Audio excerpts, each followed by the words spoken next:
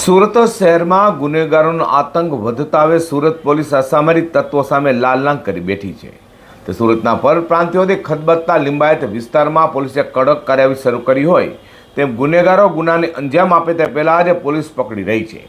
લિંબાયત પોલીસે દેશી હાથ બનાવટના ટ્રિગરવાળી પિસ્ટલ સાથે બાપુનગરના યુવાનને ઝડપી પાડી સળિયા પાછળ ધકેલી દીધો હતો. Surat police commissioner Anupamsinh Gahlaut, joint CP Balram Meena, નાયબ police commissioner doctor Kanan Desai અને મદદનીશ પોલીસ કમિશનરની સૂચનાને લઈને લિંબાયત પીઆઈડીડી ચૌહાણની ટીમ પીએસઆઈ કે.એચ. ચૌધરીના માર્ગદર્શન હેઠળ પેટ્રોલિંગમાં હતી.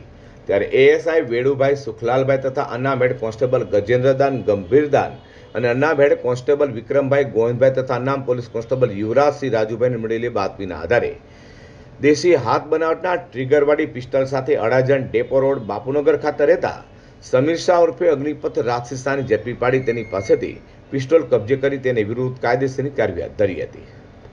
તો પોલીસ તપાસમાં સામે આવ્યું હતું કે પકડાયેલા આરોપી સમીર શાહે 3 મહિના પહેલા જ પ્રેમ લગ્ન કર્યા હતા, પરંતુ લગ્ન જીવનમાં વિવાદ સર્જાતા તે કોઈ મોટી વારદાતે અંજામ આપે તે પહેલા લિંબાયત પોલીસે તેને દબોચી લીધો છે. પોલીસે તેની પાસેથી એક દેશી તમંચો જપ્ત કર્યો છે.